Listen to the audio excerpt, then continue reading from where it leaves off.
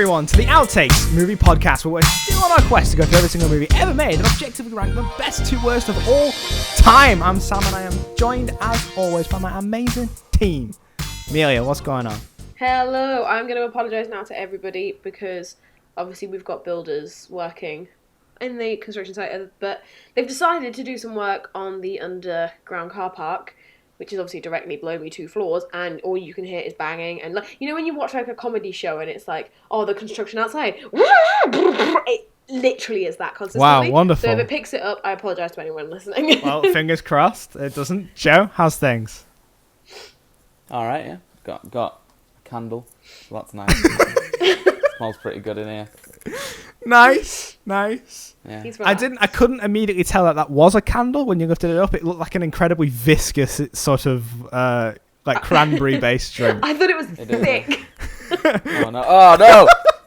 What did you I'm do sorry. that? Fucking bet. I've got like hairspray in, so it kind of like imagine if it just You got up in beard, flames. bro. Like, Oh my god.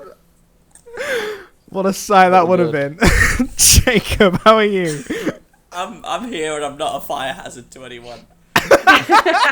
Excellent news. So, this week's movie is Wes Anderson's Isle of Dogs, which came out on the March the 30th of 2018. So let's do a little pop culture roundup and see where we were in 2018. I think we've covered one other movie in 2018, and I seem to remember the pop charts being somewhat similar to what we've ended up here. So number 36 is a standard pop. It's Havana. It's that song. Yeah. It's still kind of doing the rounds, so... It kind of is, isn't it? Yeah. And then number 36, number 26, and number 8 are, respectively, Never Enough, A Million Dreams, and This Is Me from The Greatest Showman. Oh, wow. Oh, okay. Right. 2018. Yeah, that's where we are. I think it came out in January, still in the charts. A Million Dreams being in the charts, really. That song's like fucking 15 minutes long in the movie, isn't it? It's like half the film, A Million Dreams. Yeah. And number 3 was Feel It Still, Portugal the Man. That's a song I actually genuinely like. Yeah. That's a bop. I don't even know which one's that one. The thingy, I've been a rebel since 1960. It says 1966 now. Yeah. The album It was was like like an Car episode on of Fire. Riverdale, and it got really famous after that or something. I remember. After I that, hope was on not. It was in a Butlins advert, I'm pretty sure. What? I remember I remember like someone I know like discovering it, and then like 2 weeks, however long later after that, it was on an episode of Riverdale or something, and everyone started listening to it. Wow. And, like, I started that trend. I was like, Well, Riverdale. it is a decent track. In the world of video games, fuck all. not a thing. Usually we even have like phone releases, not a thing. The closest was the day before a game called Super Robot Wars came out, which was disappointingly not based on the British TV show of the same name. So that's sucks. So get Sir Kill-A-Lot in a video game. I want it. In the world of cinema, well, this was at the very end of the month, so I cheated a little bit and I've gone back in time and I've picked 3 competitors to Isle of Dogs. Let's see if any of you would have seen this instead. On the 23rd, Pacific Rim Uprising came out. Right. The one that everyone pretty much agrees was a mistake. In the middle of the month, the 16th, the Tomb Raider film came out. With Alicia Vikander, I can never say her last name. Yeah. Is it Vikander? Is that it? That? I'm not sure. And on the 23rd again, if you were debating, you could have also seen Sherlock Gnomes. Iconic. Wow. 2018. I saw the first one, Romeo and Juliet, Yeah. and that was quite funny. Quite like that one. Fair And again, I enough. watched The it in second school, one- so... Is the second one the one with Johnny Depp in it? Doesn't he play someone in it? I'm sure I remember seeing that he was in it. Maybe he played Sherlock, as ridiculous as that Maybe. sounds. I think he did. I actually think he did. Like, I remember him being in it. Sure. Great cinema. The thing is, I'm hoping... I didn't see any of these films in the cinema, but I also didn't see Isle of Dogs. So I'm hoping I just didn't go to the cinema, you know? because I would have I would have rather seen this film than any of those. I went twice to see this film. Nice. Not even joking. Well, it wasn't exactly stiff competition, but anyway, we're here to talk about well, I think it's the better one, certainly. Amelia, take it away. 100%. Isle of Yeah. Dogs. So before we start our journey into the magical, whimsical land that is Wes Anderson, I feel like it's only right to listen to... it's royalty-free, so we should be okay. A little tiny, eeny-weeny snippet of taiko drumming, because that is a big part of Wes Anderson's film. It's obviously quite a big part of Japanese culture. And I just kind of... I feel like the minute I hear any sort of taiko drumming, I do instantly think of this film. That and the whistle that I can't do it. Did you notice, by the way, on the topic of that, someone's credited for being the whistler? Are they? They didn't just ask the voice actors to do it. There's a dedicated whistler for this film. Fair play. But I will... Oh, come on, phone, log in. Come on. Oh, don't be doing this in my moment of stardom. Here we go. Right.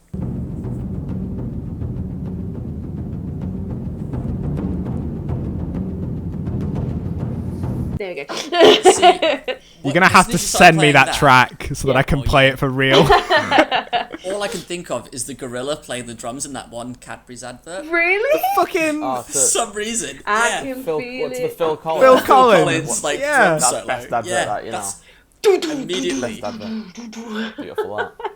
Fair play. Well, none of that happens in this film. A lot happens in this film, but no gorillas on drums, I'm afraid. Shame. So yeah, as Sam said, it came out on the 30th of March 2018 in England. It premiered at the Berlin Film Festival in February, though.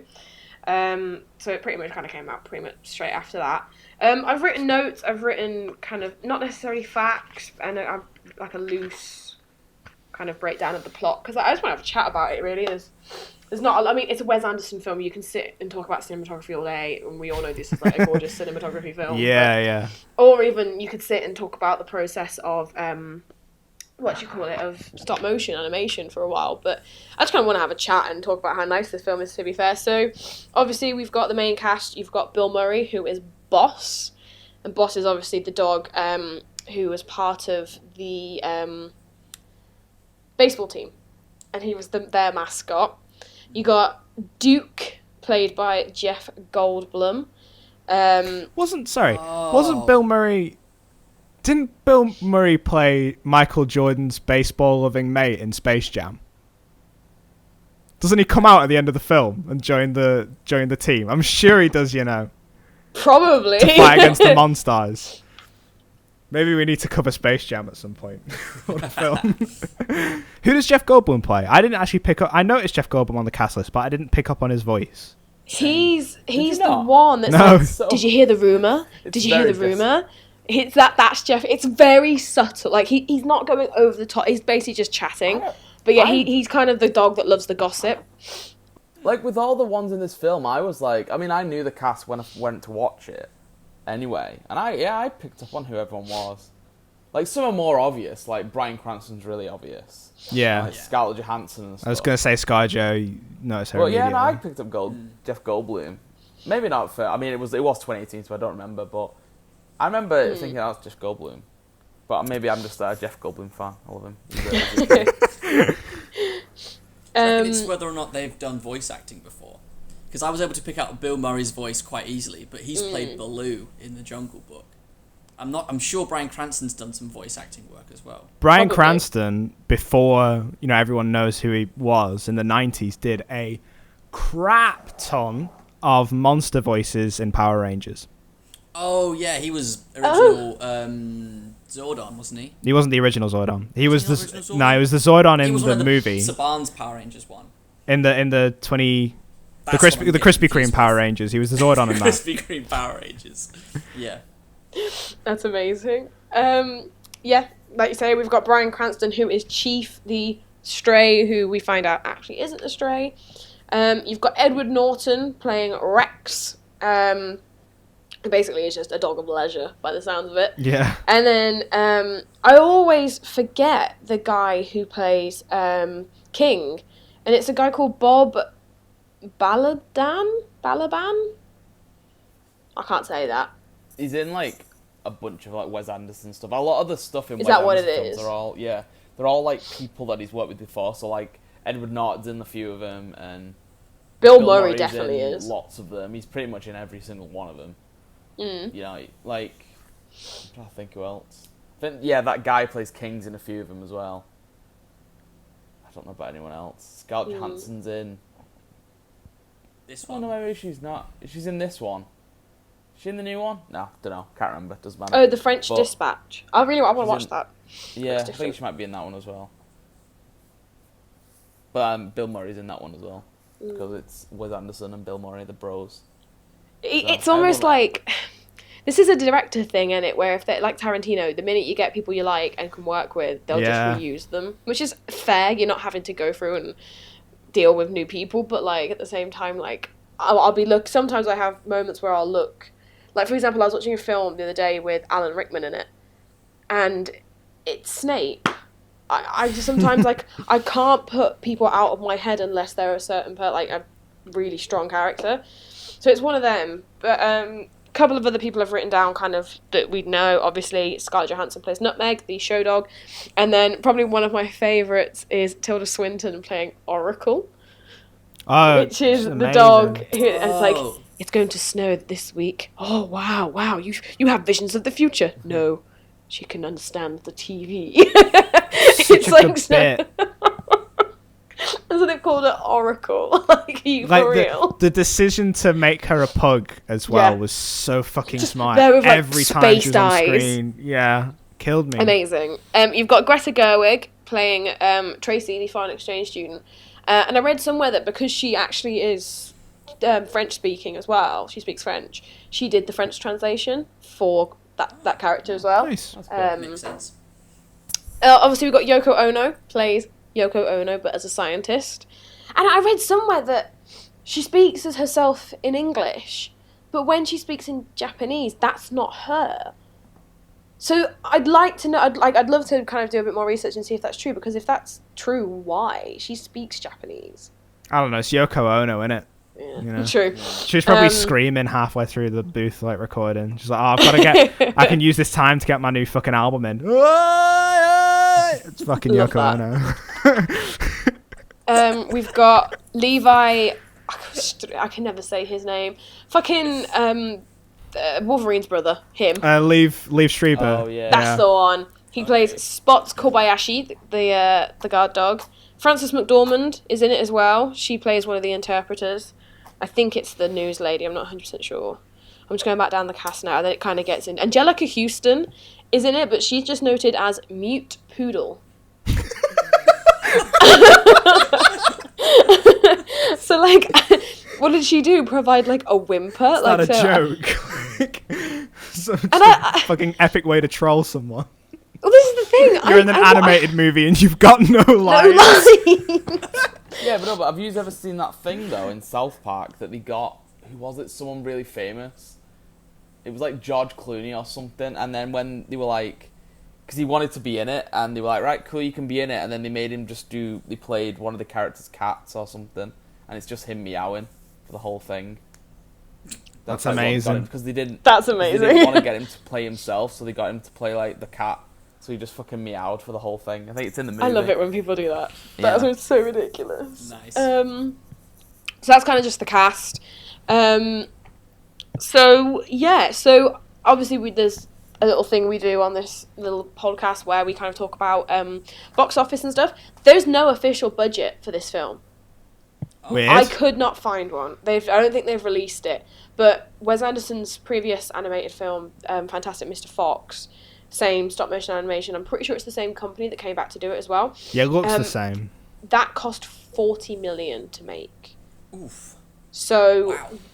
Okay. I don't know whether or not it probably was more than that, unless they I understood imagine- how to like cheapen things. But I imagine most of that goes to like paying for like the time it would take to make this. Because like this, it's not like you're not gonna necessarily you're paying like your voice actors and stuff, but I imagine a lot of that money goes to just like paying for like space Like to film hours this stuff. Because yeah. like hours, months, like probably years to animate all this stuff. Especially like the little things in this movie, because you've got a lot of big accentuated motions, which are probably more done for time saving stuff, but like animating hair constantly, you know? Yeah, Take there's a a long lot time. of that. Like, even if someone like when Spots is getting sent to the Isle of Dogs at the beginning, at the Trash Island, and he's just kind of sat there in the cage, his fur's like slightly moving, and like I remember watching that, like someone's literally just ruffling that and then taking a picture and then ruffling it and then taking a picture. Then and like I've made stop motion animation films with my Lego. I know how long this shit takes. But if you guys want to take a stab at how much you think this film brought in, I don't know if this is worldwide or just domestic.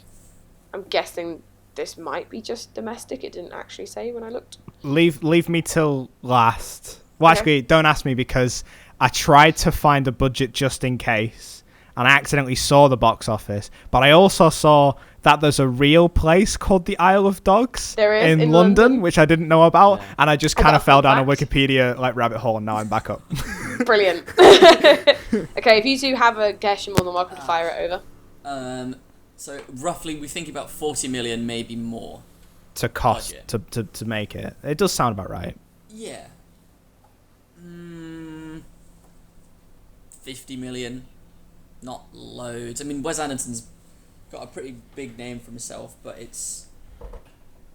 I don't know, yeah, March was a bit of a... From other films that came out, it sounded like a bit of a dead month to release stuff. Mm-hmm. Yeah, I'm going to go 50 mil. See, the thing is, I don't know, like, the thing Wes Anderson is, I remember it being, like, the advertisement for it and stuff, but I only know of one other person who went to watch this film. Like, out of everyone that I knew from, like, that, like uni and stuff. Do you feel like Wes Anderson might be a little bit like... This is a weird sentence because it's not immediately apparent, I think, where I'm going, but a little bit like Kevin Smith in regards to... They never really lose money on their films, and they're like well respected within film to be like a big enough name, but like that doesn't impact on general audiences at all. Do you know what I mean?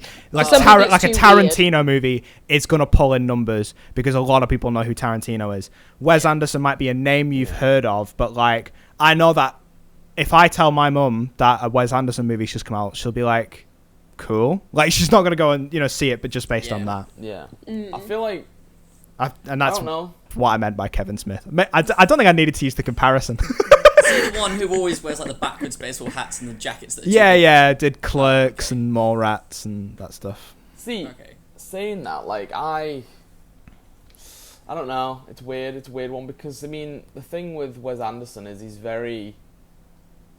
got like it's very clear when you're watching one of his films. You know what I mean? Like he's got a very particular, but that doesn't necessarily make him like some mad famous. I mean, with the budget, is this for like? Are we when we're guessing is this going to be like the general like worldwide? This is the thing. When I got it, it didn't say. It just kind of gave me a number. So it could be more for the worldwide. This could just be domestic. But if it is domestic, fair play. Okay. I'm gonna say probably about I don't know. Because Jacob said 50, I'm gonna say 60. Okay, Joe, you are closest. It is $64.2 million. But again, I don't know if that is domestic or if that's worldwide. It probably is worldwide. Yeah, I was going to say it probably could be your worldwide one. I reckon it just made its money back in America, and then, like you say, the extra money from... I mean, like I say, I was so excited for this film when it came out, because, like, I was all over it, everything. I don't know, I really love this film. And then, like you say, I went to see this twice in the cinema. Once with a group of people, and there's about 4 of us. So that's 4 tickets. And then I think Zach and I went back. Wow, so you counted 6 of those tickets. That's like... I am the reason it brought in. Yeah. Wow. £1 million a ticket, bro. I mean, we were very much gonna go. I don't know what the reasoning was that we didn't. It must have been just like a monetary issue. But it was one where not that many people were talking about it. Like, I wouldn't have been shocked to have gotten there and found a mostly empty cinema. I just don't think it gelled with people. When I went and pick up the Blu-ray, there was one copy in HMV. You know, and that doesn't tend to happen unless a movie's not been that popular, really. It's kind of reverse psychology in HMV, you know? The more popular the movie is, the more copies of it that are likely to be there. Yeah. See, I remember, we went to watch it. I think we went to watch it in the middle of the day, so it wasn't that popular anyway. It wasn't that busy anyway. But, like, I liked all the Wes Anderson films anyway, so I was well excited for this. Like, I liked Fantastic Mr. Fox and The Grand Budapest Hotel. And what are the other ones? They've slipped my mind. Actually, this is the thing. I've not watched ones I know. many. Thingies, yeah. What's the other one? The one with like Gwyneth Paltrow and Iron Man. well, yeah, that one, yeah. That God, great Wes imagine Anderson a film. Wes Anderson Iron Man movie. Holy Oh shit. my god. It's just lots of like, man. I think I want to kill him. Just like really like far like center shots and like. I actually can't remember the other two. There's the one about it's about like scouts or whatever. I can't remember. But yeah, no, I Scout's liked Guide them. to But the that's Zombie what I mean. Apocalypse. The what? The Scout's Guide to the Zombie Apocalypse. I've never seen Not that. heard of that one? That sounds No. fake. What is that? It's- No, Nah, it's it's real. real It's film. real because when we used to have a local like arts house, like theatre and cinema, and they used to have a box full of posters, and we took that poster home just because of how cool it looked. Yeah, it's real dumb. There's a bunch of like Boy Scouts of America who are all together, and they use their skills as Boy Scouts to fight against zombies That sounds during fun. a zombie apocalypse. That sounds fun. It's really fucking stupid. But you didn't get it because you hadn't heard of it, so it doesn't work as well as jokingly saying Iron Man. Are they like proper scouts in like the shorts and shit and all that shit? that you see? They got yeah. Oh man. But just not as Wes Anderson-y, I'm afraid. I mean, to be fair, that's how they dress in the Wes Anderson one as well, I think. But Well, there you go. It could be the same movie. give Scouts a bad name. I mean, friends used to bully me saying I dressed like that. But like, nah, Scouts are well sick. I'd dress like Anyway, a scout. yeah. Happy days. My Animal Oh, Crossing well, I was character's doing dressed like a Scouts. scout. Scouts was well sick. I loved it. It was amazing. Anyway, Fucking yeah. I Anyway, love yeah. dogs. So yeah. So the cinema was pretty dead, but that was because it was probably like 11 o'clock, 12 o'clock in the middle of the day on like a Wednesday. So that was probably the reason. But that's for me. It was just me and my mate. Well, no, I went to watch it with Beth, but my mate went to watch it with his girlfriend as well. But he's the only other person I know who went to watch this film, so like I'm not kind of surprised. I'm surprised it made as much as it did. But if that's the worldwide, then I suppose it's gonna be thingy. But Do you think that the look of this movie could have put people off? I think it could have. Yeah, it definitely looks more kind of film festival material, which that's where it debuted. Some people So- think it's pretentious from that as well, don't they? Like, oh, well, I'll never understand it, so I'll never go and watch it. Yeah, 'cause Yeah. it doesn't look like Wallace and Gromit, which is Well, yeah. also like your classic stop motion movie. But everyone, like loads of people have seen that. This looks more like detailed and doing it as a style rather than, I don't know, because it's easier, I guess, which is where Wallace and Gromit started. When he did Fantastic Mr. Fox, I didn't want to see it because of how it looked. Like the character designs were kind of off-putting to me. And I didn't share the same thing when this movie came out because I was just interested by its unique visual aesthetic, but I can see that same thing putting a lot of people off. Yeah. I remember really wanting to watch Fantastic Mr. Fox when it came out. I don't think we ever did, but like I always felt that like with that one, I can't imagine them doing it any other way now. You know what I mean? Like if they did it like an animated film, it just wouldn't be.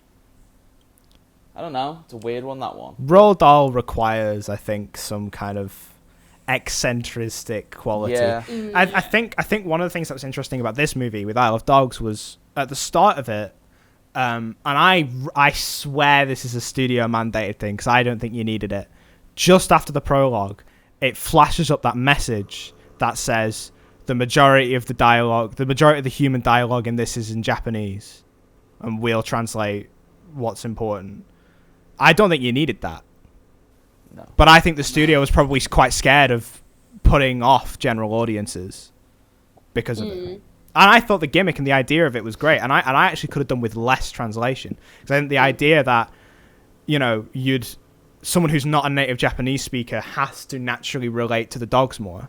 Yeah. Because you don't understand what the humans are saying. And then I assume it was swapped in Japanese. Like the Japanese release of this movie. I've not checked, but I assume they swapped it. Yeah, that was one of my notes. All the Japanese people just barking instead of like... No, they're probably noises. in English. Not like they're fucking dogs. Jesus.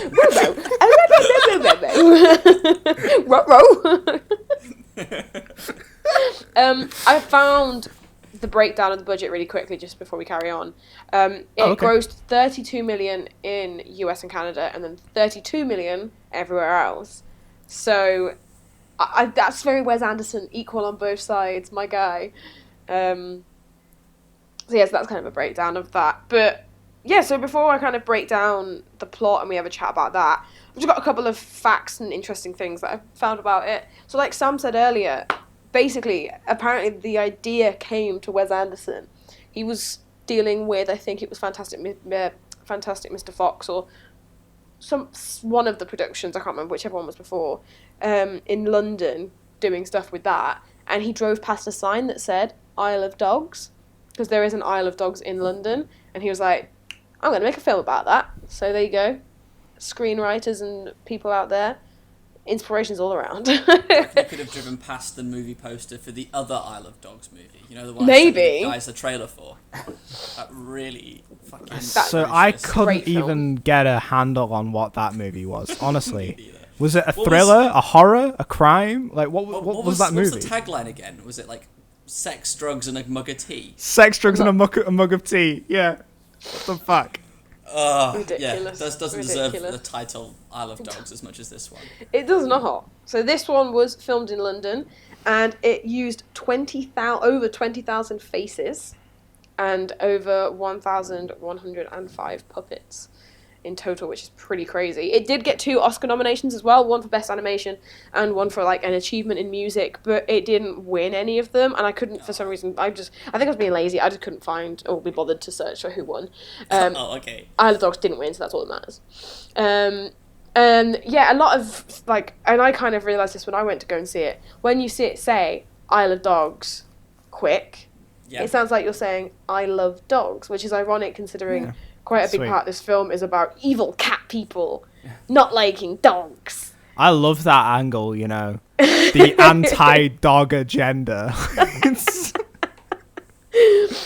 It's such a good like way to like bring up and talk about and mock, because this film uses so much like fascist like language, you know, as it's for its antagonists. And to frame it as that, but then also to use the language of fascism, like right up until the end, when the protester, when Tracy breaks in and they say she's bringing evil ideas from foreign lands over, you know, like, to keep the language authentic, but the like idea ridiculous, was so fucking good. I was a big fan of that. It's so good. I found this really interesting, bit of like Japanese history for you. So there actually was a shogun back in he was from 1646 to 1709. Forgive me for the butchering of this pronunciation. I'm going to give it a go. I looked at it and nothing came out. It's like Tokugawa, and his last name right. is it, you don't pronounce the T, do you, really? Or is it... It's like Tsunayoshi, something like that.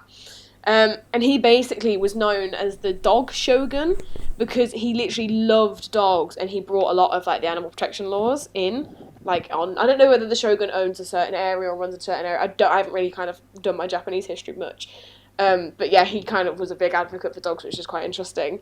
This is Wes Anderson's eighth film with Bill Murray. So like we were saying earlier, like my guy likes to reuse, but hey, I don't know if you guys picked up on it at all as well, but one quite cool thing about it is all of the names of the dogs are all names of like leaders.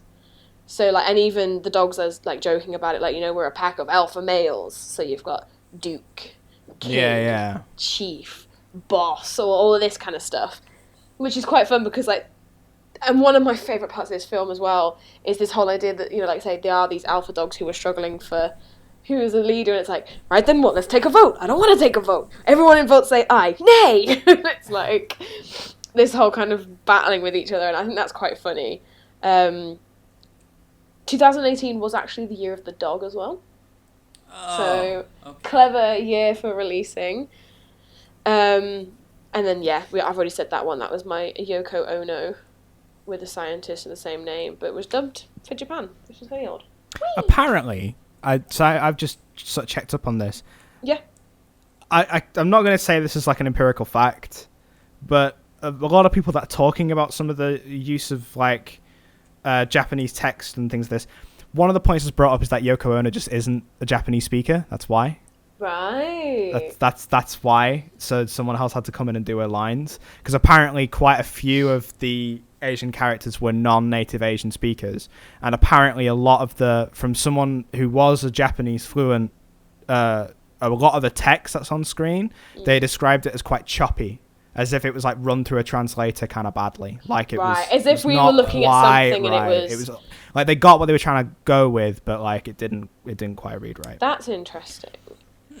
But no, like you were saying earlier, that's one thing I kind of wanted to talk to you guys about, was the Japanese aspect of it. This film's been praised for, like, its portrayal of Japanese culture, but also very much been, like, criticised. Like, so a lot of people were saying that, the use of having these kind of almost stereotypical Japanese characters, like, as I was watching it, the Japanese language is incredible.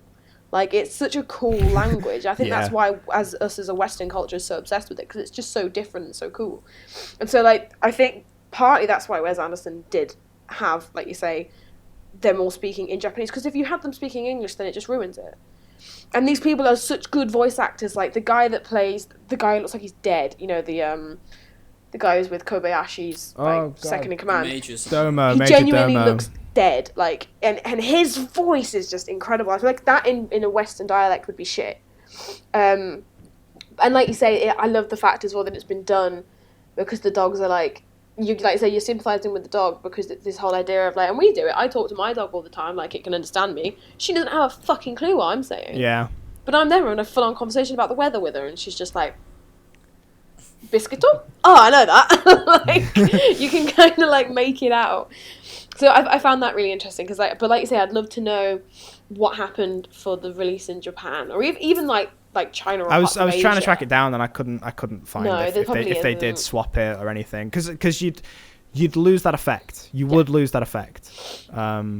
Like definitely still just running around making dog noises, just barking and woofing at each other. No, I'm not entertaining the idea. That's what's quite nice about this film. I feel like because I watched it today, but I feel like if I'd have like paused it and looked at things, like for example, Toho Mountain is because of Toho as in the studio from Japan, like that made like loads of the big like movies back in the day, and so that's why it's called Toho Mountain. It's kind of an influence from that. So I'd love to kind of go through it and see if like you can spot anything else in the background. That'd be quite fun. Do you reckon most of the names in this just came from other famous like Japanese things? 100%. Because the kid's called Atari. Atari, yeah. Right? I don't know if that's like a popular or a common name in Japan. And then I've completely forgotten what the leader was called. Kobayashi. Yeah, I'm pretty sure that is the same name as the guy in Die Hard. Like, the leader of the Nakatomi Plaza. I'm pretty sure that's his last name. Oh, I think it is. Kento Kobayashi, is that it? That's a name that's in my head. Something like that. But I feel like a lot of the names they picked. Isn't someone called Suzuki at some point? Like probably. Right at the end, when Chief becomes the Secret Service dog, he says that he attacked someone or defeated someone who was called like Suzuki or something. Again, I don't know how popular or common these names are, but they were very easy for me to pick out. Well, I'm pretty sure the name of the place, I was trying to work it out, is either Megasaki or something because of Nagasaki. Yeah, it's Megasaki, yeah. Yeah. Like, I think that could be down to the fear of not wanting to get something wrong if he tries to kind of create his own, or kind of, so he's like, right, well, that's established, we know that is Japanese, we'll just use that because I don't want to get in trouble. Likely, I feel like this movie's Japanese influences, and I don't know that I'd offer this as a criticism, and someone who knows more would be able to talk about it better than me, but like the very surface level, I think, Japanese references, you know, like, okay, we know what a haiku is, you know, we know mountains are a big deal, you know, we know... The bit where with the sumo wrestling. The sumo stuff. Like, the music, I think, had a bit more care in it, but it's still very authentically Japanese. Reminded me a lot of the old Godzilla stuff, as did like the design of the robot dogs, which is very clearly just Mecha Godzilla adjacent. Like, you know, I think it's a lot of just like, again, I don't know if this is a Wes Anderson thing or a studio thing, but it feels like if we're going to appropriate the Eastern stuff and the Japanese culture stuff, make it something that general audiences, we assume, don't have to Google. You know, they can just pick it up straight away. No, I totally agree. That's what it feels like. I'm just trying to get. Definitely agree with that. I want to see if I can find. I might not be able to. There were loads of other references to just other things in this as well, like Lady and the Tramp. Yeah. That was in there. There was I thought there was a Back to the Future reference when they wanted a cold chocolate milk and it got. I spotted that. It. I'm sure there were others that but they were like the big ones that I picked up on. I was like, oh, that's that. That's this. Yeah. Yes, okay, I have found it, right, okay. It's just so I can kind of get it up on screen when I talk to you guys about it.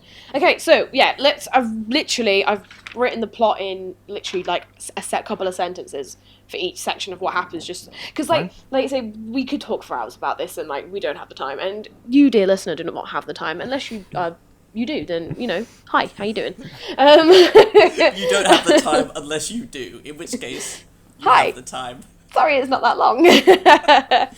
Okay, so it's basically 20 years in the future, supposedly, and Japan had... I went to say Japanese, then and Japan at the same time. That's fine. Japan. Japan has basically had this outbreak of dog flu, which they are terrified is going to come onto humans, which I think is quite relevant considering I couldn't believe it. Yeah, I turned around and shouted, I was like, you kidding me? This movie's about a fucking pandemic. Oh yeah. Like, I love all the illustrations and stuff at the beginning where they're, like, explaining it. And there's literally a picture of a dog looking out at a carriage on a subway, and everyone's wearing the masks. And I was like... Bro, re-release this film. I don't know what's going on, honestly. Because I've mentioned to you all privately that I've started playing The Witcher, the first one, right? Mm-hmm. Chapter 2, you go to a city called Vizima, which is in the middle of a quarantine because of a plague. I don't understand. Why is it? It's in everything now, but from years ago, I don't get it. Funny. It's crazy, I don't. So essentially, Mayor Kobayashi, who is from this long line of cat-loving bastards, essentially, are trying to fulfill the prophecy that was kind of alluded to at the beginning, where they basically say that, you know, it was all these wild dogs and they were fighting people, but then this young boy samurai came and killed the evil... I don't know if he was a Kobayashi, I can't fully remember. And then they lived in harmony, and then technically dogs became domesticated, and that's the way that happened. So he's basically been like, right, fuck them. I go into Trash Island, which, right, at first I was like, holy shit, Trash Island looks like something that would cause Godzilla. Until Rex is like talking about something where he's like, oh yeah, don't go over there. That's an island full of toxicity and like chemical pollution. And I was like, Godzilla? So that was quite funny. The Kobayashi as a character... I half expected him to turn out to be like 6 cats in a trench coat or something, you know? I thought that was going to be the twist at the end. I wish they'd have done that. Just like, mew, and then just run. Because there was a scene where he's talking on the news about when they discover Atari on the island. And he gets up and this cat runs away. And I didn't notice the cat sat on him. And I was like, did that come out of his sleeve or something? Oh, that's why didn't they? That would be funny. They should have done that. That would actually have been hilarious. And yeah, so the first dog that kind of gets deported is going to be Spots Kobayashi, who is the guard dog to Atari, who is his nephew, who is essentially kind of entrusted by like his family to the main Kobayashi guy because his parents died. You know, every film needs parents dying. So yeah, so we kind of go 6 months into the future. And, you know, the dogs are kind of all forming these packs. And, like, I love... I've sent it to you guys, but if you're listening, please go and Google I Love Dogs Sneezing. There's a compilation of all the sneezes, which is perfect. And at the beginning where they're kind of saying that, you know, dog flu is da-da-da-da, it causes... And it's basically listing the side effects. And it's like insomnia, nausea, schizophrenia, like all of these things. And like the one where it's like because insomnia is when you can't sleep, isn't it? Yeah, and the eyes are really wide. It's like really big, and then it's like, and then it goes to the one where you can't stop sleeping, and then we're all just on the floor. Like so, honestly I howl. And then it was like expressive, expressive nasal expression, and it's this dog just sat with his back to you, and he goes. Like my heart, literally. I would have loved to have been in the room, you know, when they told the team of animators, every now and again, we need a dog to sneeze. Just if you didn't think this was already hard enough with all the fur and everything, every now and again, one of them's got to sneeze. Love it. I love it. But yeah, I love the way that they kind of portray the dogs in this. Like, for example, like at the beginning, like I said to you guys, where they're kind of talking about all the dogs, and there's these amazing illustrations. Yeah. I love how kind of classic Japanese like style they've gone for. That's the one with the masks. Look at that! What the fuck? He's great, and I just love it. And you'll notice as well, and I kind of was trying to read up a bit on this as well.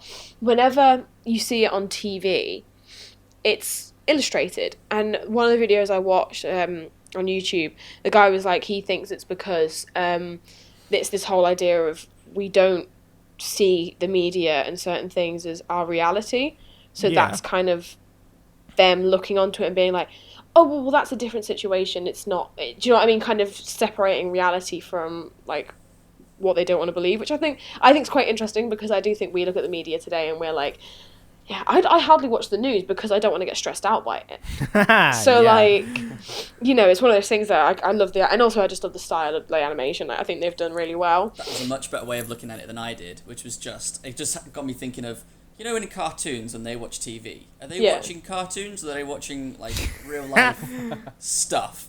That's all I could think of. I was like, are they watching, like... The cogs in your brain. Yeah, I don't know what was going on there. I think that. Like, what, in the Simpsons universe, what is the difference between Krusty, Itchy, and Scratchy, you know? I love that. If they got, like, really good live-action animation of a cat actually brutally, or a mouse brutally murdering a cat on, like, a Saturday morning cartoons. Yeah. Brilliant. So good.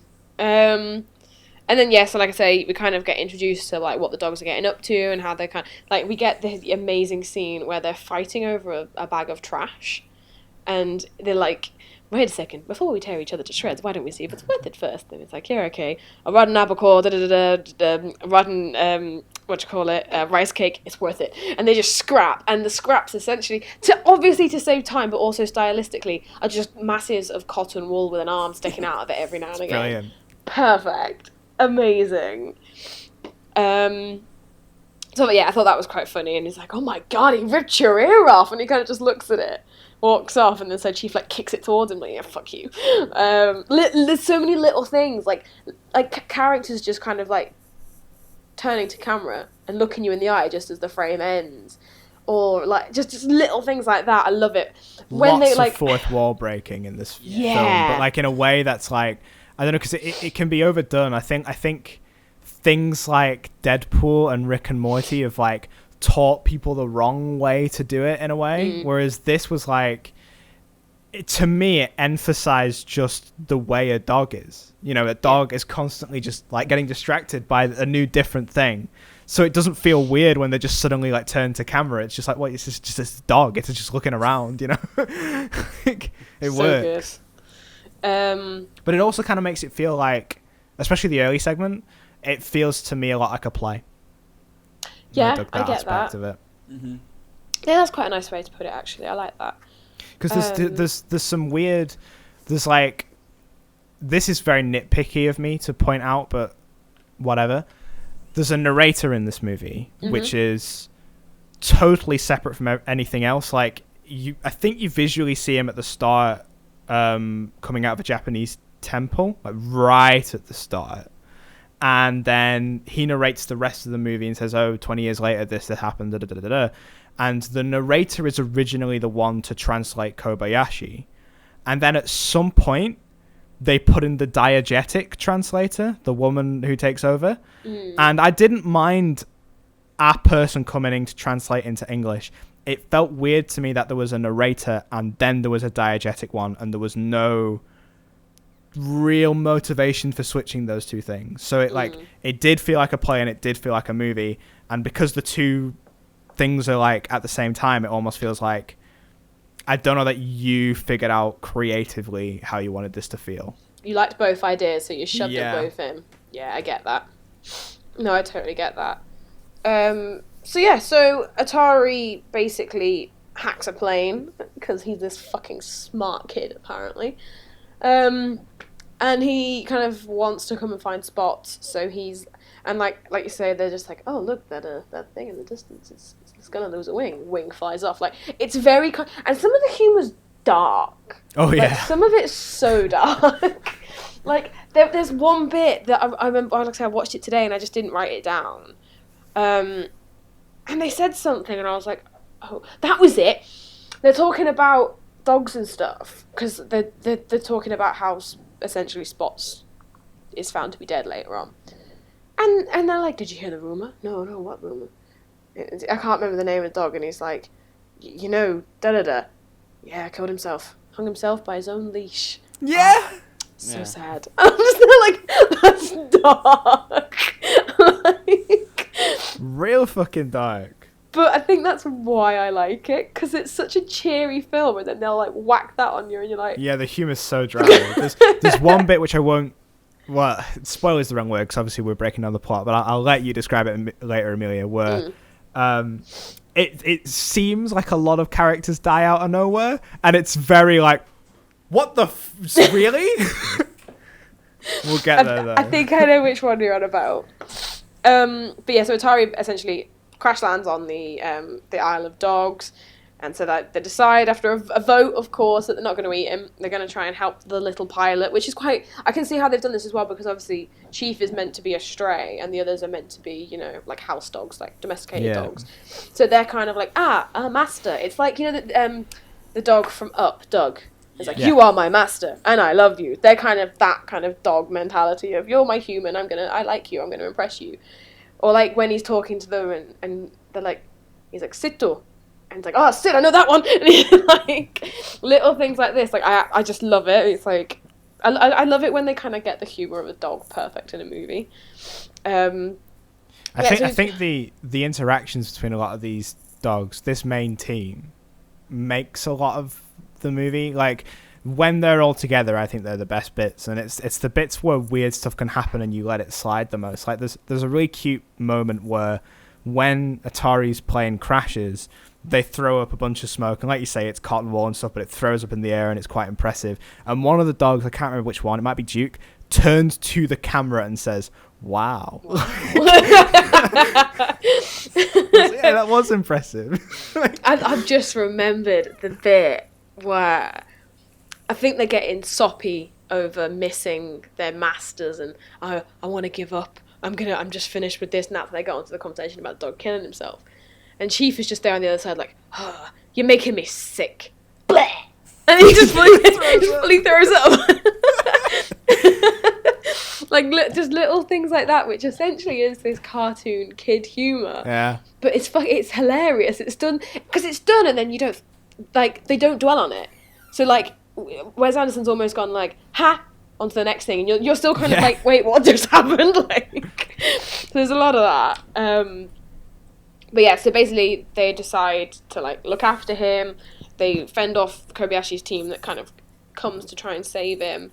And so they basically kind of say, oh, well, he's been kidnapped by these ravenous dogs. Dogs.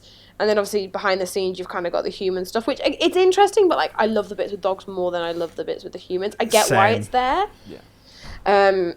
And like you say, we kind of get introduced to Tracy. And again, Tracy kind of had a little bit of backlash of this Western hero coming to save it. Why couldn't it have been like a Japanese student? A lot of people were saying.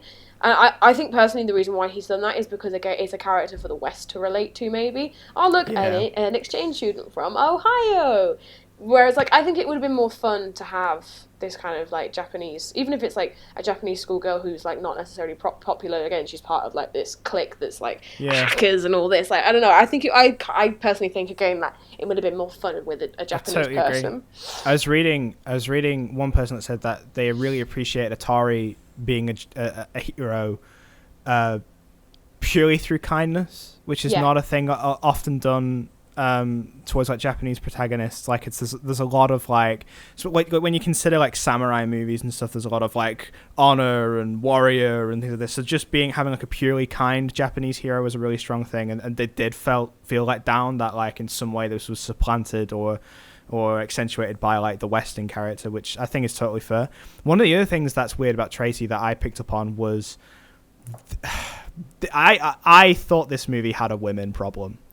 Like, the Oracle is the one female character that is not there to have a love interest in some way, you know? Like, it feels wrong to cast Greta Gerwig as a character who after 5 seconds is like, she's really proactive and this individual activist, and then consciously says out loud, oh, I think I have a crush on the male protagonist. Oh, yeah, I didn't see the need of that. I've got a crush on you. And all the two female dogs are both curvaceous. Do you know what I mean? Like none of the main like whatever breeds you wanted, like none of the ones that you think of as being like a male dog, none of them could have just. What difference would it have been made if Boss was a woman? You know what I mean?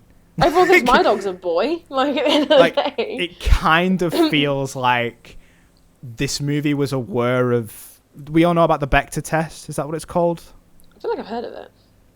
I might be getting the name wrong, but the idea is it's a way to analyze like the way women are written in media, especially when they're written by men, which is I know about this. So the test is, and I don't think it's as universal, but it's kind of like 101 film analysis. The test is you have two female characters who talk to each other, not about a man.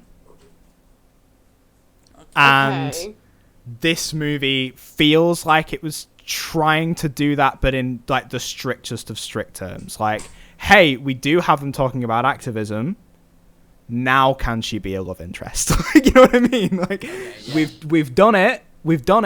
You know, we had the scene where her and Yoko Ono talk about a cure. So can we move on? Like, and I feel like that's kind of a harmful way to treat. Even then, maybe they weren't thinking about that, but it's how it feels. Yeah, even Yoko Ono's character, to a point, is obviously depressed and very sad that Watanabe's dead, but you kind of get the idea that that was also her partner as well. The way she reacts, and she's just like, I'm just gonna literally crawl in a hole and die, essentially, is her like. But yeah, it's one of them things, isn't it? So Chief meets Nutmeg, and he kind of has this change of heart. Obviously Nutmeg played by Scarlett Johansson, who's just a show dog. They find out that the cure works back in the human land. And then again, we have more kind of stereotypical like Japanese culture. Watanabe and Yoko Ono characters comes to kind of be like, look, it works. And like, I love the scene where they're testing out all the cures, and it's normal. It's like, whoop, cured, woof, treatable, woof. It's like, oh, it starts just getting like more intensity. Like, holy shit, is that how you neuter a dog? What? Like, it's ridiculous. Like, because it's like neutering a dog from. Because it's the last one. It's about controlling the population, isn't it? Mm-hmm. Getting the amount down. Okay, that's so it's like this like big like, and then the one for curing snout fever, they essentially zap the shit out of the bottle. It just made me howl that like that's how OTT it was, but it was great. I got like good vibes from that. But yeah, so they go and meet Kobayashi, who's sat in a Japanese bathtub, and I don't know if you guys obviously know. I'm sure Sam you do, but a big part of Japanese culture is the bathhouses and bathing and going to these like big open pools, having your own private bath thing. Like when Zach and I were thinking about going and trying to plan a trip to Japan, one of the big things we wanted to do was find a bathhouse and kind of experience your own little private one, and all these like there's like baths of tea, of wine that you go in and rejuvenate. It's like a whole thing. So like to have him sat in that was quite funny. And then you've also got the other kind of thing where I remember watching a documentary or something as well, where basically in Japan and parts of Asia, tattoos are seen as like gangs, like symbolism. So especially when he like gets big out, ones on the back. Yeah, and he has that fat tattoo on the back of like it's a cat of some like type. It's quite funny because again, if you know this about their culture, you'll understand that like you say is the show of crime. So you instantly kind of think, oh my god, he's a corrupt crime boss because he's got these things. And if not, it's just a cool Japanese tattoo, I guess. So I love that. It just like burns it, and then I don't know when, but you then short after get the amazing scene where they're making like poison sushi essentially with the bloody poisonous wasabi. Brutal, that scene. Like fucking taking like the top of a crab off, like still not alive. even killing it. Yeah. Ugh. And just pulling it. Like I love how symmetrically everything flows. Yeah. And like that scene was quite. It's intense. No, it was kind of satisfying. It was like oddly satisfying, but also really gross. This is the thing. It turns up in a lot of. There's an amazing playlist online called ASMR Movies, which is just really nice scenes to watch in films, and that was in one of them. And like you say, you're like, oh, you're watching him cut everything, and then you're like, oh, and then you can't really focus because you're thinking, oh my god, that crab's just had his skull pulled off, and then his intestines pulled out, his legs then chopped off. And so you're kind of taken away from it, and you're like, oh, but look at that little sushi roll. That's so cute. He's putting it in a bag with a piece of tape. Oh my god, poisonous wasabi. Like, it's a whole thing. Messes me up. I like sushi as well. This is the problem. I'm like, do you know, I love a bit of crab. Bit of crab claw. Delicious, mate. Is it like a thing for me, like to make like showing like how thingy I am, but like seeing that the crab was alive and then taken out didn't affect me the way it seems to have affected the rest of you. I was like, I wasn't asked that the crab was alive. Just think of like Mr. Krabs from SpongeBob. Like, imagine him just slowly having the top of him just ripped off. But like, for me, the thing is, it's a crab. In other words, Joe, you ain't going veggie anytime soon. Right. I understand what you're saying, but consider this. In the rules of this universe, we know dogs have, like, sentience, right? Well, yeah, fair so, enough. like, does that extend to the rest of animals? Like, is that crab aware? Do you know what I mean? Well, see, this is the thing, like, there's, like, rats and things in this film. They don't seem to be like sentient. It's weird, isn't it? Well, there's the owl that can't talk, but it is sentient. You know, it is choosing. It's like a different language, isn't it, with him? Yeah. So maybe the crab, like, and I think because it's all animal based, when you bring it back in. Also, I don't know. I'm this weird bit where I'm like, I know I can't watch any of the videos that are out there that are involved in meat and fish food production. Hell, I actually find it difficult to walk past the fishmongers. Like, I feel odd about it. But you know what?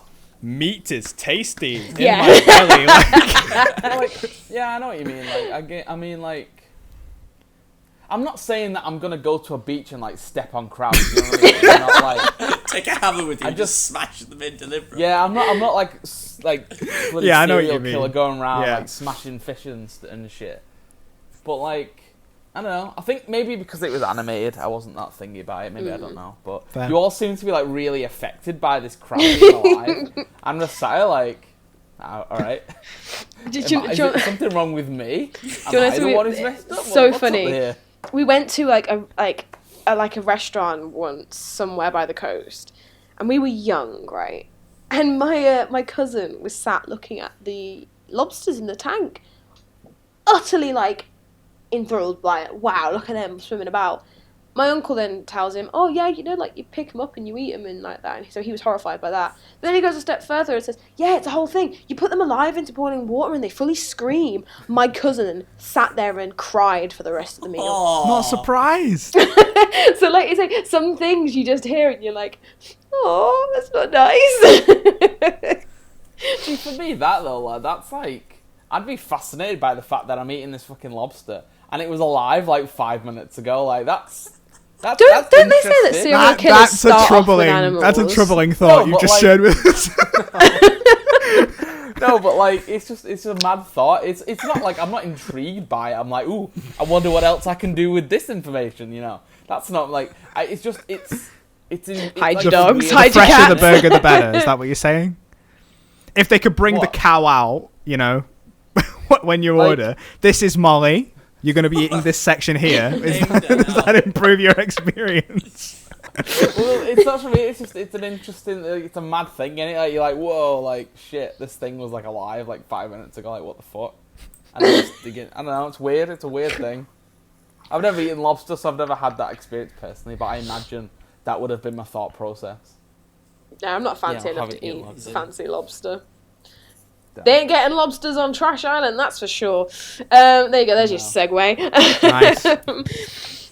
Yes, so Professor Watanabe has just been killed, and the exchange student Tracy thinks it's a whole conspiracy theory, so she's out there to try and like prove it, essentially. So she's kind of just getting on with that. We then kind of have the journey of the team kind of trying to find Spots, and he's like, oh yeah, you know that there are these like cannibal dogs on the, it's like a hand in it, like the fingers or something at the end of the, oh no way, yeah, they eat dogs and all this, and they kind of, there's flashbacks and stuff at one point to kind of show that, you know, Spots was supposedly taken by these cannibal dogs and they're going to be eaten, and then you actually find out that like they were these dogs that were like tested and like really like cruelly treated. And then I love it when they're like, we resorted to cannibalism once, he was on his way out and we put him out of his misery, ooh! And they all just start howling. Like little things like that are quite funny. So they're on their way there, and then they kind of get split off. So then we kind of get Chief's kind of not redemption arc, but his like growth as a character. He gets a bath, and he finds out that, oh holy shit, I look a lot like Spots. Am I part of this rare breed or whatever? And like he kind of grows to love Atari, which is quite cute. It's such a sweet sequence. Like there's Yeah. there's a really good bit of characterization. You keep getting told about Chief biting. Like when Atari first meets him, he says to Atari, "I bite," and then Atari doesn't touch him. And then you hear the story where at one point Chief wasn't a stray, and the family that he adopted, one of the kids went to pet him, and he almost bit the kid's hand off. So when the growth moment happens when Chief decides to fetch a stick, you know, I'm not doing this for you. I pity you. This is ridiculous. But then afterwards, like when Atari bends down and puts his hand on Chief's face, you can tell this movie got me. I literally turned to Charlotte and I went, he didn't bite. I loved it. It was such good like characterization. I was a big fan. No, it's cute. It's definitely cute. So yeah, so then they kind of meet all back up, and Spots is kind of comes to the rescue from these, like I said, these mecha dogs, which is crazy. Like these, like they're very, like you say, influenced by Japanese culture. I do think those little mecha dogs, which is quite cool. And then Spots kind of comes out of nowhere, saves them all, and they find out that Spots and Chief are actually from the same litter. He's like, I'm your older brother by 5 minutes. And then Chief's like, tell me, was I the runt? Not anymore. I was like, oh. That's nice. I've only just remembered. We went past it. I referenced it earlier. The whole bit where Chief starts to get closer to Atari, that happens because the whole gang's in a cart that splits into two across these two lines. And 4 of the main characters go into this machine, and it says like incinerating, crushing, all this stuff all at once. And me and Charlotte just looked at each other and we were like, No way. They're fucking... Are they dead? No fucking way. And then you watch Atari play on a slide for a bit and you're like, 4 main characters just died? I did actually forgot about. I thought they're you not. were on They're about fine, it but later. like, it's insane. Yeah, they meet back up at the end, don't they, before the fight happens. And like Edward Norton's character is just like pissed, and he's like, how come you look so different? Why are you so clean? Because he's just covered in like black soot. Like, it's like, what you've been through? Holy shit. But yeah, so that's quite funny. And like you say, we meet all of the other dogs, and they find out that Spots is gonna be a daddy, and I can't remember what, Peppermint or something like that. The girlfriend, his girlfriend's gonna have pups, and then later on when they're on the boat and she has the pups, fucking hell, they're ugly. Like, and she's like, like making like human baby noises. Yeah. But like, and I'm not gonna lie, if any of you guys have obviously seen like a newborn puppy, they do look fucking weird. I'm not gonna lie to you. Yeah. So like seeing it in animated form, I was a bit weirded out when I first saw this on the cinema. I was like, what the fuck is that? But like, you kind of grow to love them because of how freaky they are. So that's cute. They get over to the shore. It's re-election night, and Kobayashi's about to be elected in again, and his plan is, if he gets elected back in, he's gonna basically I can't remember if it's literally to kill them or to like neuter them so there's no more dogs. But he's going to basically do that. Gas them all. Yeah. Like a big old camp, and he's like, right, let's gas them. Like, what? A bit on the nose. All right, then. That sounds awfully familiar. Mm-hmm. Right? And they got this information, obviously, through the owl, who was told by the dogs, because Oracle watched it on TV. Fucking legend. And that was another thing I read up, that there's parts in this where some people have interpreted it where, like you say, the owl is talking to the dogs, but Atari's listening, and they're like, oh no, they're gonna kill all of our friends. And suddenly it's almost like Atari knows what's just been said.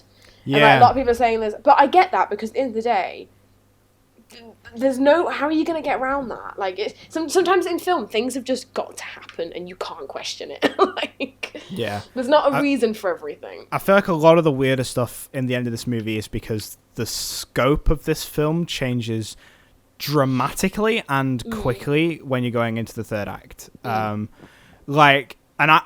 I'd even argue maybe for the worse, because like, I thought this movie was at its strongest when it was this family unit movie of this kind of like adventure quest film where you're going on this journey with these characters, and all the characters are fun, and you can obviously tell where the stories have got to go, like when you look at the character archetypes, but that's fine. It's a nice journey with the backdrop of like social commentary and fascism and all this stuff, but the main story is this, and then suddenly it has to be about saving the world, essentially, like stopping a dog genocide, and that scope changes so quickly. And as a result, like when you go into the third act, the actual 4 members of the main team, even though they survive death, they're not really there.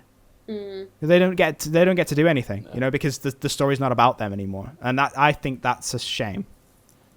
Yeah, you kind of just get the resolution towards the end, don't you? Like say, they kind of prove that the theory, the serum works. We'll kind of wrap this up now. He kind of understands that the theory of the serum works. Spots is kind of given control over to Chief. There's like a fight that breaks out because Mayor Kobayashi's basically been like, oh yeah, I get this now. Yeah, okay, fuck it. Dogs are cool. Let's allow them back. And then through the hacker, no one dies. But like say at the end, you kind of just get a tiny little picture through narration of all the dogs back where they used to be. But I feel like it would have been nice to have seen them be like, right then guys, well it's been really nice knowing you. Maybe we should meet up in the park sometime, run away from the humans for a bit and just chill. And then like have them meeting their old families and it being like, it's like, oh yeah, we missed you so much, instead of just, oh yeah, they're with them now. That's it. Yeah, but did you know that, like, Chief is now, like, a cool dog, and spoiler, Spots is alive? Like, do you know what I mean? It kind of, like you say, it kind of just go over straight to, oh, well, yeah, okay, these people were in it and were funny, but really it's Chief's story. Yeah. So like you said, that kind of happens, done it, where, and I don't know if you guys noticed, but obviously Tracy gets with Atari. It's a thing. Yeah. But I'm pretty sure her kimono or traditional dress had American flags on it. I'm pretty sure. If not, the design was very similar, which was quite funny. And they've got one of those little rat rodent baby things. You mean a puppy? Yeah. That. And yeah, you even get that moment of breaking the fourth wall right at the end, don't you, where he's laying out all the little tiny bowls of food, and then he kind of looks straight to camera, and like it just kind of ends. That was quite funny. Yeah, it's there was a lot of those like weird. It felt like they tried to cram so much in at the end. Like they Atari and the dogs all get there just as fucking hell, what's this? The villain's name has gone out of my head suddenly. It was there. Kobayashi. Kobayashi's about to do the executive order and fucking gas them all. And then he basically has like a change of heart. But then, because of everything that's gone down, like a big fight that happens, Atari's like kidney's gonna fail, and he's already lost one kidney. So then Kobayashi says, "Oh, take mine," and he has like a redeeming moment. And it feels like they're just trying to cram like every kind of like plot trope in at the end, you know? I would have almost liked them to have been more subversive, like at the end of Pan's Labyrinth, you know, the villain tries to give himself a redemption. I'll tell my son this, that, and the other, and they just fucking shoot him before he can finish talking. So like, absolutely fuck you, mate. You know what I mean? Like, I could have done with a bit more of that and a bit less of like, do you have to do the Return of the Jedi ending? But like, it felt like a grown-up cartoon, not like how Family Guy or South Park is, but like all the little comedy beats and the dry humor is very much like the sort of stuff you'd seen like a cartoon, like the kind of thing you get in The Simpsons. Yeah. And then it's a big old happy ending at the end. Even that felt quite cartoonish, but just with the more brutal, subtle like jokes to like suicide or mass genocide, and the animation being a little bit more. Well, the fact that it was dirty. It didn't feel that's a good way to describe it. Because as I said before, Wallace and Gromit is very much like a family-friendly animation. Gromit doesn't have fur. He doesn't no one really has hair. It's all just big clumps of plasticine. But the fact that everyone had this grimy, dirty fur, even when it was clean, it still looked kind of like gross. Dogs frequently had like red in their eyeballs, you know. In fact, characters in general frequently had red and veins and stuff. That's the kind of thing you don't normally get in animation. Yeah, there was something about it that just felt more like a cartoon, but for grown-ups, kind of. But yeah, I guess that's why that's how I'm justifying this really rushed final. Everyone's happy, yay, kind of ending. Yeah, that's fair. That is fair. Yeah. But yeah, that's kind of all I have to say. I'm done. Yeet to the notes. Fair dues. Okay, that was Isle of Dogs. What we're going to do now is we're going to go around in a circle and give any final thoughts we have on the movie and individually give it a score out of 10. And then I'm going to use maths to get an overall score out of 100 and see where it ranks on the list of the best to worst movies of all time. Amelia, kick us off. Yeah, so like I say, I've spoke about this for over an hour now. Sorry about that. Yeah, I'll keep it short and sweet. Like I say, I saw this film twice in the cinema. I really loved this film. I love the aesthetic. I love everything about it to the point where it's actually made me want to go and watch more Wes Anderson films because I enjoyed this one so much. So that can only be good. So yeah, I mean, I'm gonna rate this one so high because I feel like we tend to rate things within a kind of bubble of numbers, and if we don't get out of that, it's a struggle to kind of, you know, fight the others. So I am gonna be quite bold here. And I'm going to give it a 10. Holy shit. Yep. Jacob. So yeah, I want to give it either a 7 or an 8 again. I don't want to be really diverse and give it a 10 or like a 4, because I don't think it wasn't terrible, but also it wasn't super amazing. As we've sort of talked about it, we've definitely kind of pointed out some of these things that were just not quite perfect. Yeah. Like 100% 10 out of 10 worthy for me. I I think as the story goes, I want to give it a 7, but I had to keep reminding myself this was animated by hand. There was probably a little bit of computer work going on where like clouds faded or whatever, but the amount of effort they would have had to go to just to make this is insane. Yeah. It looks awesome. And yeah, the story's not half bad either. So I'm gonna go with 8 out of 10. 8, that's fair. Joe? I mean, like I said before, I like Wes Anderson anyway. The film I couldn't remember the name of before was called the Royal Tenenbaums, and then the one about the Scouts is the Moonrise Kingdom. And you know, I like them all; they're all good. So I was always excited for this one anyway. If I'm gonna like compare this to his other animated one, the Fantastic Mr. Fox, it's a difficult one because I've seen Fantastic Mr. Fox more. So if I was gonna if I was gonna choose between the two of them to watch, I'd choose this one only because I've not seen it as much. But then saying that again, it's in my opinion, it's not his best film either. Like the Grand Budapest Hotel is better than this.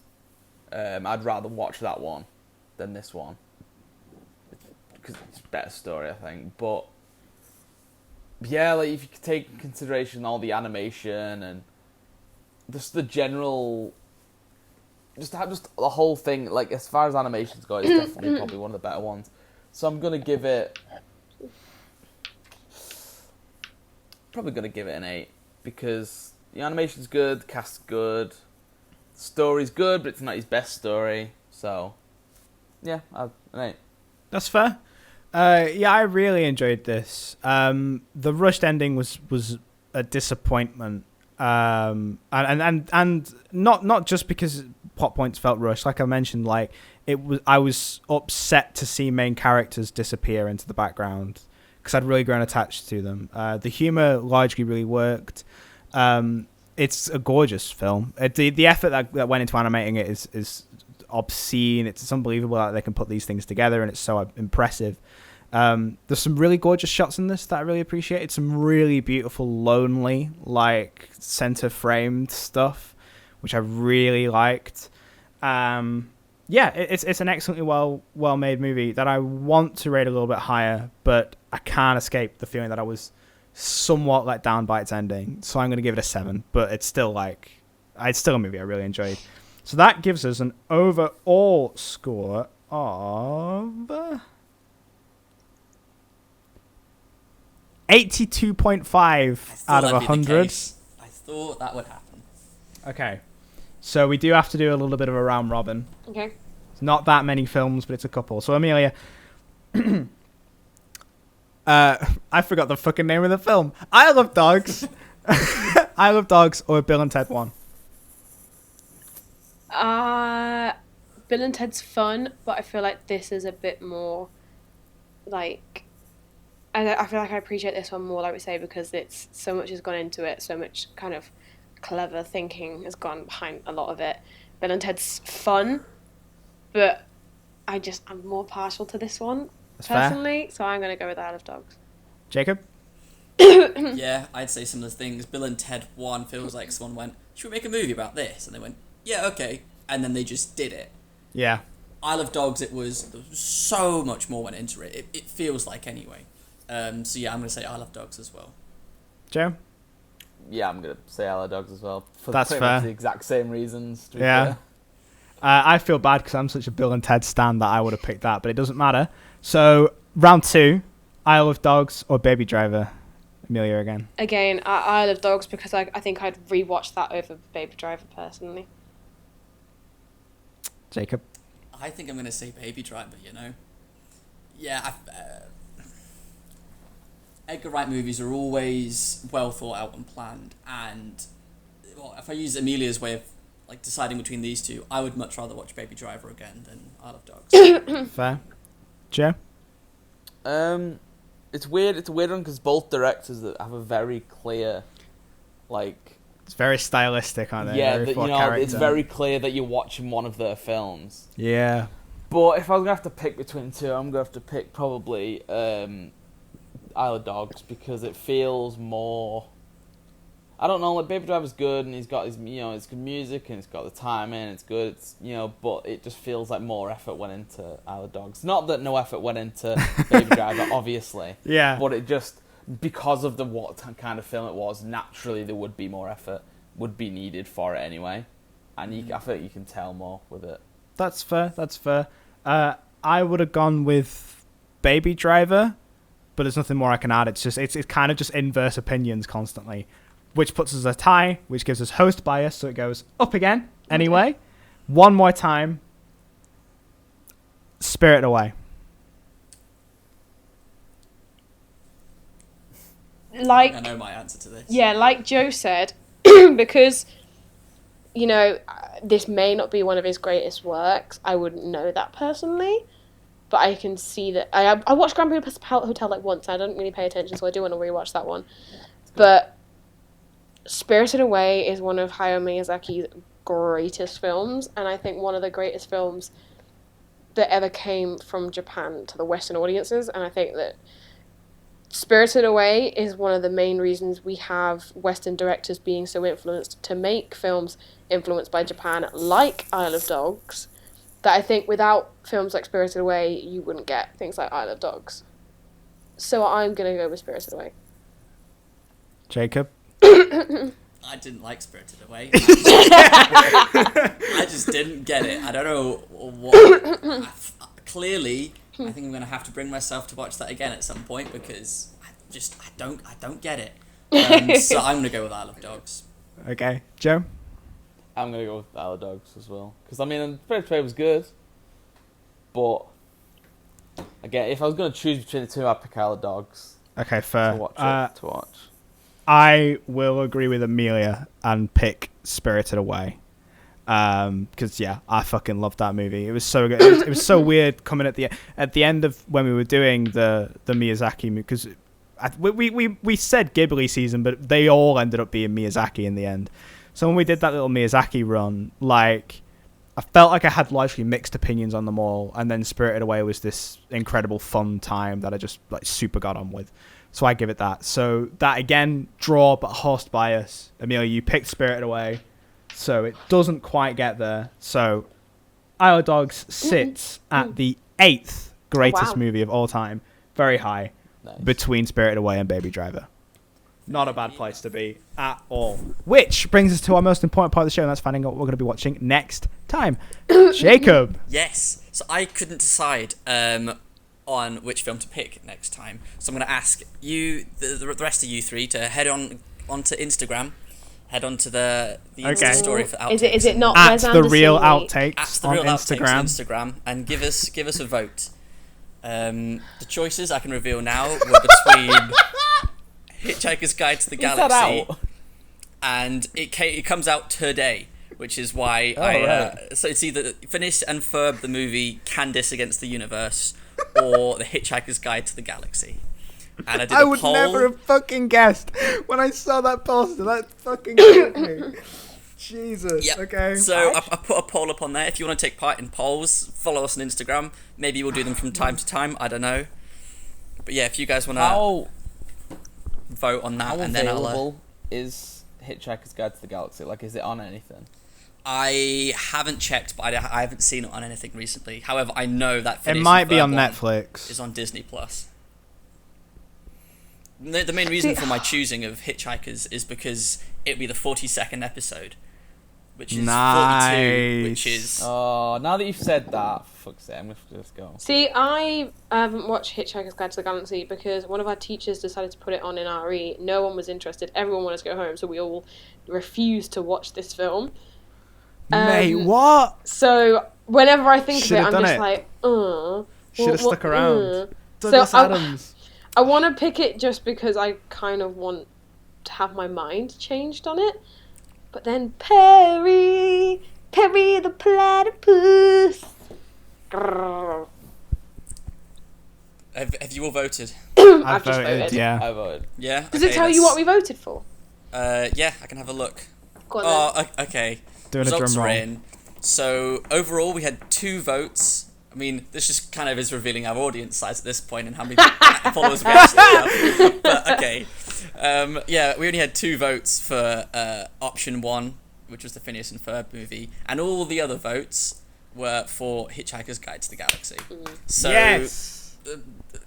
Yeah, it looks like we're doing Hitchhiker's Guide. Okay. I love that movie. I'm excited. That's just a fun time for me. I'm so happy about that. I like Phineas and Ferb, but I was going to be so fucking bitter if we didn't get to do a Hitchhiker's Guide. I have to bring it up.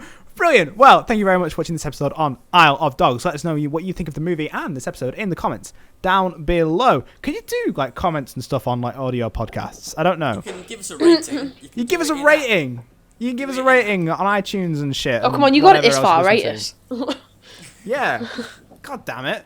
Well, I've totally lost my train of thought. If you've watched us on YouTube, consider hitting that subscribe button and a like button. That's pretty cool. And if you've listened to us on whatever podcasting app you want to use, you can also hit that little sub button to see when new episodes are coming out.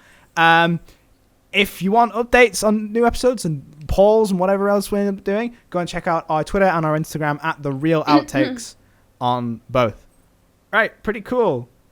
That's good, isn't it? Bye. Bye. Bye.